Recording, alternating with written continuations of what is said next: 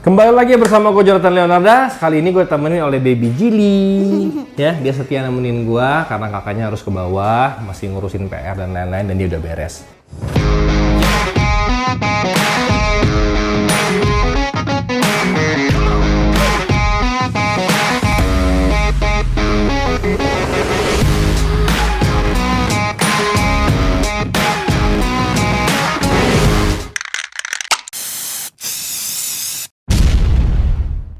Di video kali ini, kita mungkin akan berbicara sedikit persiapan sebelum memelihara Dutch Frogs. Karena penjelasannya sudah, kita akan masuk ke sebuah konteks penjelasan dulu dan persiapan apa yang harus kita lakukan.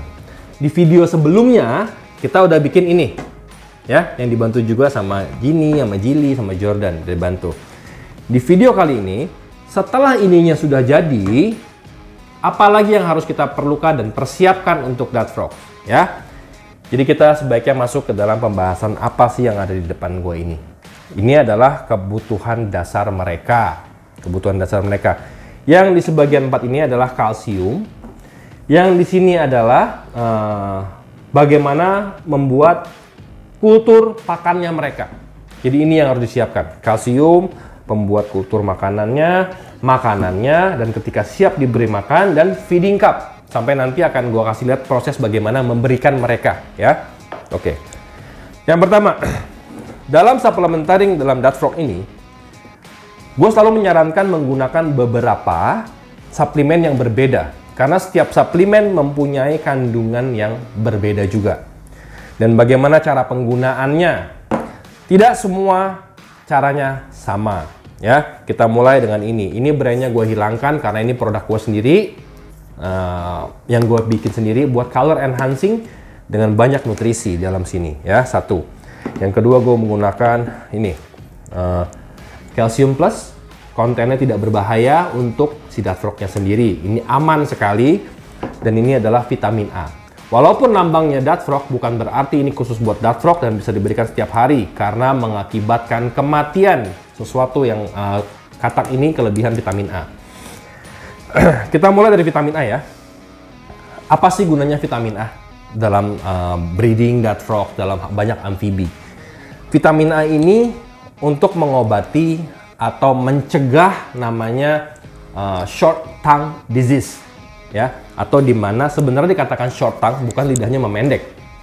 Kalau kita translatekan short tongue, jadi lidah pendek, penyakit lidah pendek, sebenarnya bukan.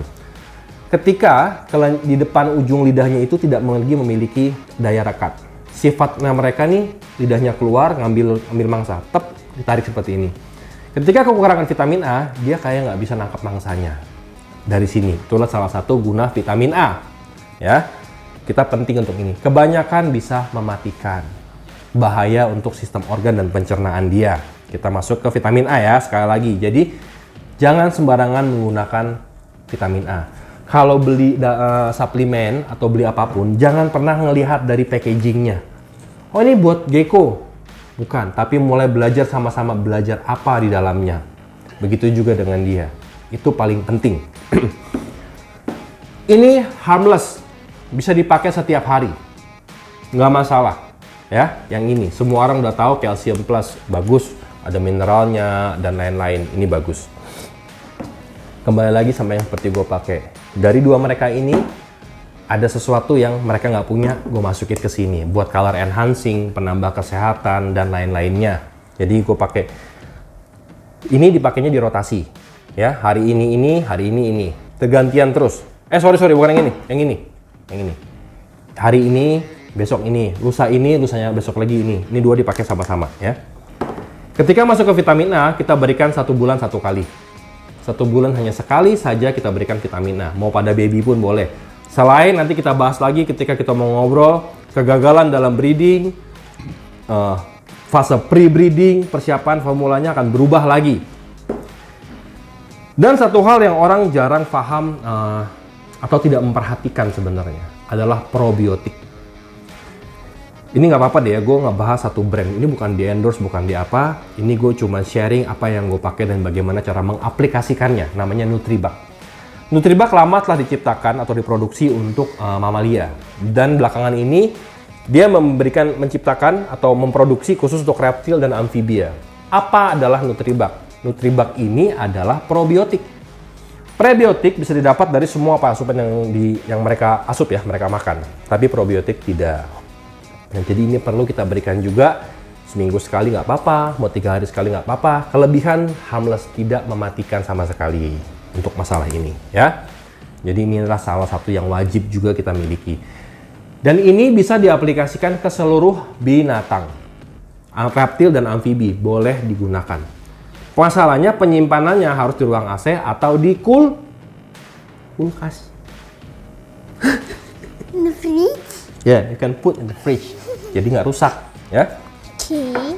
Jadi sekedar sekilas tentang suplemen udah ya. Nah, yang perlu kita siapkan di fase berikutnya, di next step-nya setelah punya kandang, udah tahu suplemennya apa, kita harus berbicara ke segmen makan.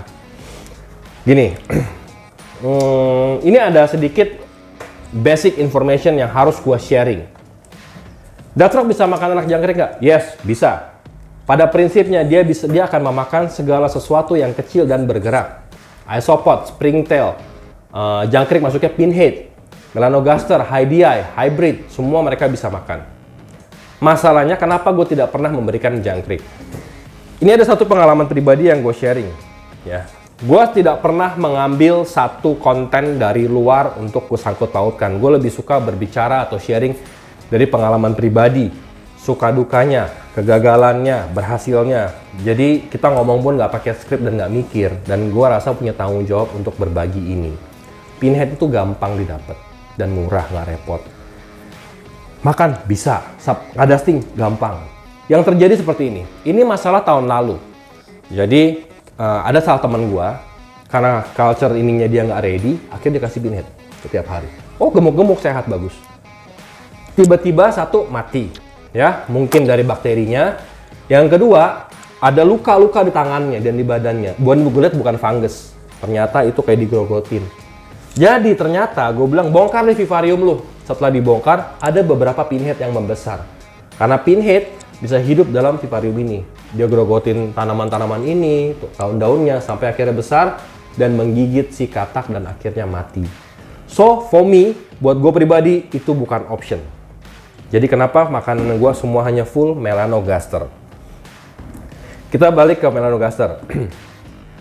Gue udah bikinin ini biar hidup kita nggak ribet, ya, nggak ribet nih. Dan gue udah tulisin di sini gimana cara bikinnya apa semua. Seperti ini jadinya. Kalau udah jadi medianya, kita masukkan lalat beberapa di sana. Setelah berapa lama mereka akan menjadi banyak. Ya. Daddy, Ya. but why do we have to make it? Ini. Oke, Jili bertanya, kenapa kita harus bikin ini? Karena untuk kasih makannya terus. But why we make it? Or Kita bikin soalnya nggak ada yang jual, jadi kita harus bikin. Kita harus rajin kalau kita mau pelihara Duck Frog. Ngerti kan? Ya? Nah, Baby kan suka bantuin bikin kan? this? Ya, ini juga salah satu aktivitas keluarga gua di mana mereka pun pada bantuin bikin. Kita kasih makan yuk. Okay. Oke. Setelah banyak kayak gini, bisa dikasih makan nih. Nah, tuh, udah banyak banget. And they will lay their eggs Iya, jadi setelah kayak gini, ya kan, kayak gini, nanti mereka bertelur. under that thing. Iya, di sini bertelur jadi banyak. Nanti setelah jadi bertelur jadi kayak maggots, kayak small worm. Nah, dari small worm itu menjadi pupa, baru menjadi lalat lagi. Ya. Then it become a lot. Setelah banyak, jangan lupa ketika udah banyak waktunya untuk bikin kultur lagi. Jadi jangan sampai terputus.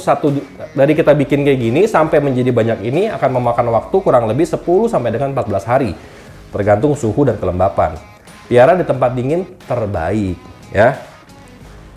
Ada bilang gini, kalau tempat panas terbang, nope, bukan dari sana. Dia tidak ada masalah sama suhu karena melanogaster ini banyak orang yang lalatnya akhirnya terbang karena mereka tidak ngerti bagaimana sterilisasinya, bagaimana top meshnya pakai apa, yang akhirnya terkontaminasi dengan lalat liar yang tiba-tiba belatungnya bisa besar, lalatnya membesar. Nah, itulah yang mereka kurang paham. Jadi seperti itu ya. Kenapa gue pakai meshnya seperti ini? Ini semua udah gue pikirkan. Sekarang kita coba pemberian suplemen ini deh. Nutribak. Bagaimana cara kasih Nutribak? Sebentar gua ambil sendok ya. Kita akan kasih Nutribak. Kita ambil Nutribaknya, misalkan kita ambil segini. Seujung, karena putih nggak kelihatan nih. Kita taruh. Oke. We have to add it just a bit. Ya. 2 spoons. Cara ngambil ininya udah berapa kali gue share sih, cuma nggak ada salahnya buat sekali lagi karena biar jangan berantakan, diketok. Kita ketok seperti ini, kita buka, terus dituang.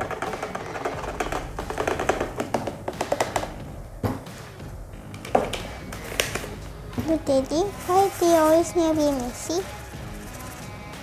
Nah, Nutribaknya akan nempel di sana tuh. Tuh. Baru tinggal kita kasih makan. Hari ini berarti kita kasih makan Nutribak. Kita kasih makan ke sini deh. Nih. That's a scared frog. Ini bisa melihat detailnya di sana. Hari ini katanya Nutribak.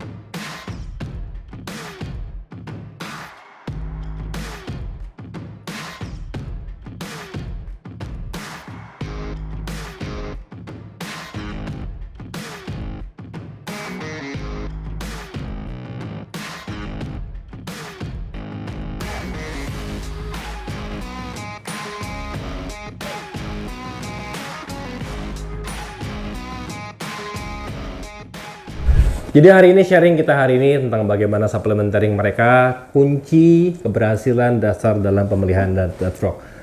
Jadi kalau apa yang mau dibahas lagi nanti bisa komen di bawah, apa yang mau diperjelas komen di bawah. Pertanyaan-pertanyaannya mudah-mudahan bisa gue jawab melalui konten-konten selanjutnya. Walaupun dalam prinsip pemeliharaan Duck Frog ini masih banyak yang harus kita breakdown lebih dalam lagi. Jadi terima kasih buat semuanya. Semua supportnya seperti biasa, kita selalu bersyukur karena hari ini masih diberikan support, masih diberikan semangat untuk memberikan konten-konten edukasi kepada kalian semua. Jangan lupa share, like, comment, and turn on the notification. Yeay, thank you semuanya. Salam Duck Frogger, sampai bertemu lagi. Bye-bye. Bye.